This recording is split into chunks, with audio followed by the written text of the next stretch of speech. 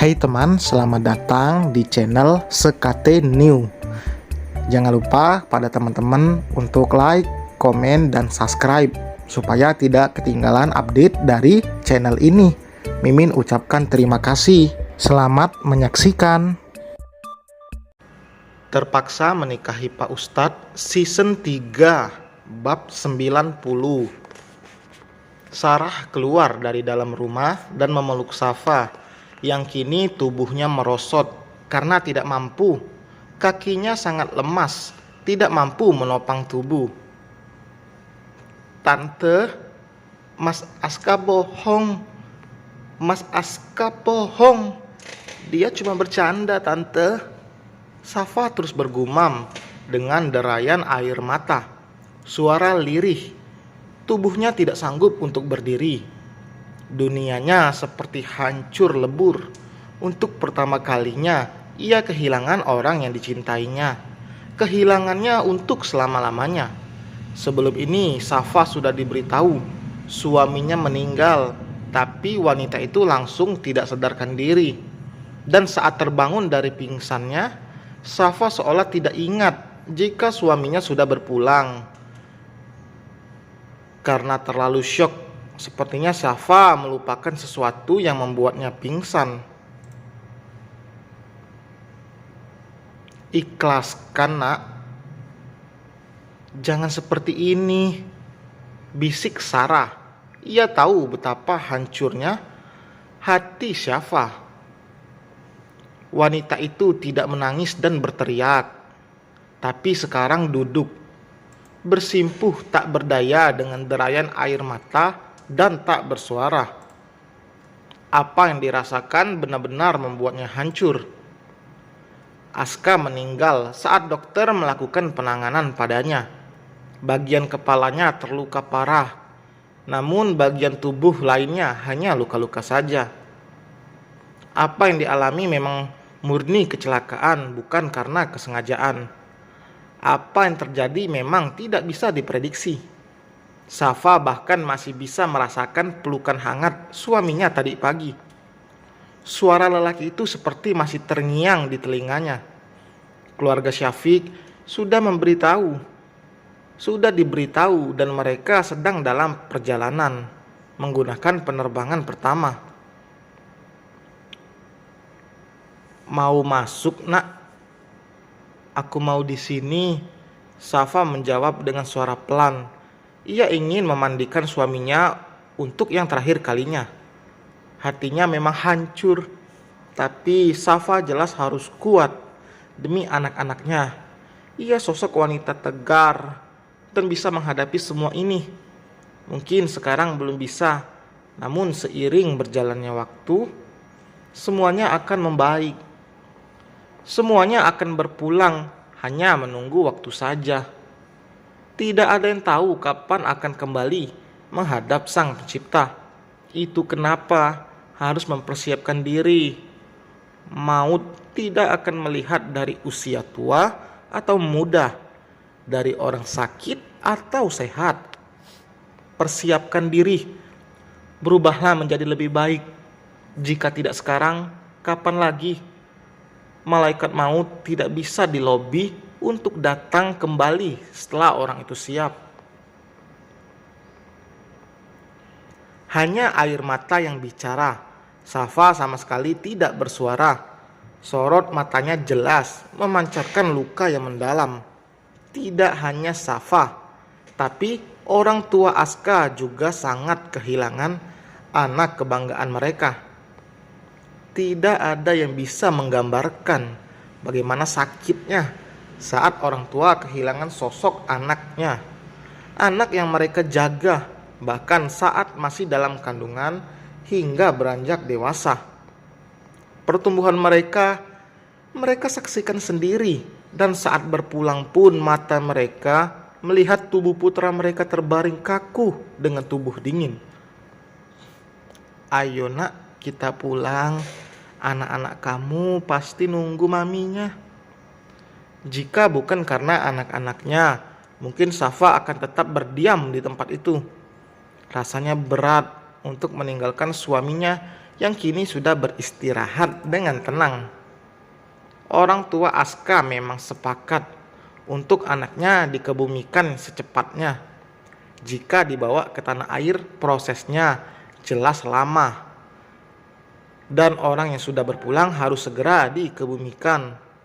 Orang tua Aska juga menetap di Amerika. Benar saja, sampai di rumah, Bian tidak berhenti menangis karena mencari ibunya. Ia juga pasti merasakan apa yang terjadi. Ia kehilangan sosok ayahnya, sedangkan Ale dan Ivy sengaja dibawa ke rumah adiknya Aska. Mereka terlalu kecil untuk melihat apa yang terjadi. Ini Mami sayang. Safa mengambil alih Bian dari tangan Annie. Langkah Safa terhenti saat akan masuk ke dalam kamarnya. Di kamar tamu aja, Sarah mengerti perasaan Safa. Safa juga tidak menolak saat tantenya itu menuntun Safa ke kamar tamu. Safa belum siap kembali ke kamar penuh kenangan itu. Bayang-bayang Aska bahkan seperti ada di pelupuk matanya. Mbak N, Bian udah dikasih makan belum? Safa menatap babysitter Bian. Belum bu, dedek Bian gak mau makan. Safa mengangguk. Beruntung karena setelah ada di pelukan Safa, Bian terdiam. Ia tidak menangis lagi. Tante ambilin makan ya. Kamu harus makan. Bian butuh asupan nutrisi. Safa tidak mampu menolak. Meski tidak memiliki selera makan, tapi yang dipikirkannya saat ini adalah Bian. Kedua anak perempuannya ASI eksklusif. Tidak mungkin jika Bian harus minum susu formula.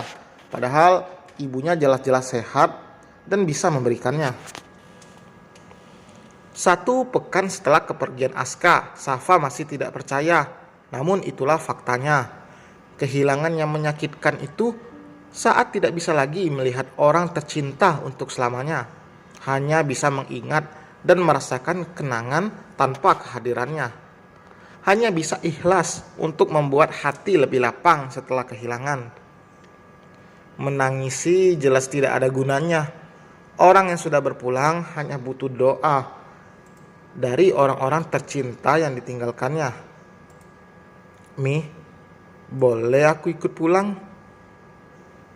Alika kaget mendengar penuturan Safa. Pulang? Safa mengangguk. Seenggaknya sampai perasaan aku bisa benar-benar menerima Mi. Aku gak mampu kalau masih tetap di sini. Setelah kepergian Aska, setiap harinya Safa ditemani mimpi buruk.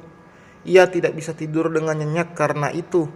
Bahkan Alika harus menemani putrinya itu agar bisa tidur. Safa memang berniat untuk menenangkan diri dan mempersiapkan diri saja di sana. Setidaknya di sana ada orang tuanya selalu mendampingi. Bukan Safa tidak menganggap kehadiran, tapi Safa tetap merasa lebih nyaman saat bersama orang tuanya. Ia masih rapuh saat ini. Safa harus mempersiapkan diri untuk melangkah maju menuju masa depan tanpa sosok sang suami. Bicara dulu sama mertua kamu ya. Masalahnya kamu kesana membawa ketiga anak kamu. Aku udah bicara sama mama Mi. Mama masih kasih izin kok. Papa juga sama. Safa sangat beruntung karena ia mendapatkan mertua yang begitu baik dan pengertian. Mereka tidak egois dan tidak memikirkan diri mereka sendiri. Mereka mengerti Safa butuh ketenangan. Safa harus stabil kondisinya karena ia yang akan merawat anak-anaknya nanti. Safa tidak tahu sampai kapan ia di sana. Ia bahkan berencana untuk bekerja di rumah sakit milik pamannya. Setidaknya itulah yang bisa mengalihkan perhatian Safa. Ia bisa fokus saat sedang bekerja dan tidak memikirkan persoalan di rumahnya. Di rumah orang tuanya, Safa tetap menempati kamarnya. Meski ada kenangan bersama Aska, tapi tidak terlalu banyak seperti kenangan yang ada di rumah mereka. Istirahat dulu. Anak-anak juga tidur. Biar nanti mereka bangun, kamu nggak terlalu capek. Safa mengangguk mendengar penuturan ibunya. Soal ia yang berencana untuk bekerja, sebenarnya didukung saja. Tapi jika kondisi Safa tidak memungkinkan, jelas itu akan beresiko. Karena dokter itu harus teliti dan detail. Dedek sama abang aja dulu. Ada yang ngomong soal Bang Aska ya? Pesan Alika pada kedua anaknya. Iya Mi, hibur Kak Safa. Jangan biarin Kak Safa sendirian, apalagi bengong. Jangan memasang wajah sedih setelah kehilangan Bang Aska di hadapan Kak Safa. Karena Kak Safa jelas lebih sedih dan terpuruk. Dan selesai teman, terima kasih telah mendengarkan. Jadi Aska setelah tiada, tapi masih banyak teman-teman yang marah kenapa Aska mati, meninggal. Mimin bingung, giliran Safa dengan nggak dengar Rafael, juga teman-teman kecewa. Sekarang Safa single ada peluang dengan Rafael, teman-teman malah bilang kenapa Aska mati. Aduh, jangan lupa like, komen, dan subscribe. Sampai berjumpa di bab berikutnya. Bye.